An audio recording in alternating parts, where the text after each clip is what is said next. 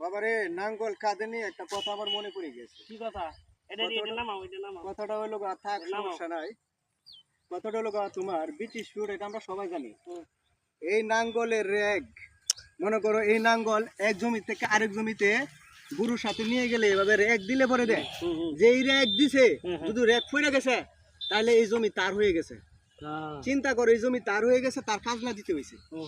আর এখন বর্তমানে একটা সময় কি আসলো রে বাবা, দলিল কইরা জমির মালিক হওয়া যায়। তখনকার সময়টা আর এখনকার সময়টা কি মনে করো বাবা, তোমার কাছে কেমন মনে হয়? মানুষ বয়ে নাঙ্গল কাঁধে করে নিয়ে গেছে, যেন মাটিতে রেগ না পড়ে।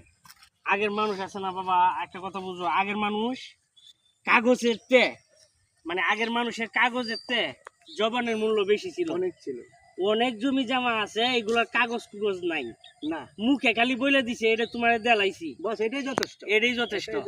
কিন্তু আর এখন যে বর্তমান যে পরিবেশ আর বর্তমান যে পরিস্থিতি মানুষের, এরা কাগজ কুইরেও হ্যাঁ বাপে দিয়ে গেছে পুঁতে গিয়া কি আমার খাওয়ালা হইছে না, মুখে দেখেছে দলিল দেখা, মুখে দেখেছে অনেক এটা এলাও নাই কেন, ওখানে এর আগে দাবিদার হয়ে খারাইছে, অনেক এগুলা দিতে হইব বাধ্যতামূলক, না দিলে কিছু আইনত ব্যবস্থা করবো।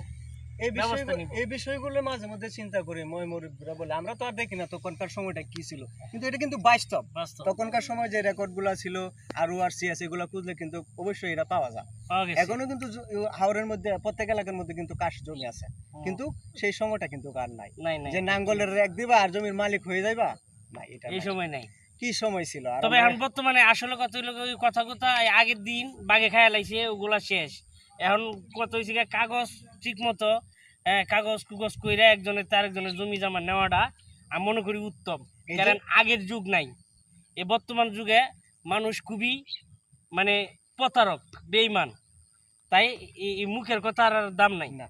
এই জন্য তো সরকার একটার পর একটা আইন তৈরি করতেছে, শুধু সেই বেদালের জন্য, যেন মানুষ কোনো বেদালে না পড়ে। ঠিক আছে, আর এটাও সরকার যেটা করতেছে সেটা খুব ভালো কাজ, ভালোর জন্যই করছে। আর বর্তমানে মনে করেন বাংলাদেশের মধ্যে এখনো অনেক একজনের জমি অন্যজনের কাইতাছে, অথচ দলিল আছে কিন্তু সেই জমির মধ্যে যাইতে পারতেছে না। কিন্তু এটার বিষয়ে যদি সরকার আরেকটু কঠিন পদক্ষেপ নেয়, তাহলে আমি মনে করি যারা অসহায় আছে তাদের জন্য অনেকটাই উপকৃত হবে। যারা শক্তিশালী আছে তারা জমি কাইতেছে, তার দলিল তার সত্ত্বেও সে যাইতে পারতেছে না। এটাই ভাই, জোর যার মুল্লুক তার, এটাই জগতের নিয়ম।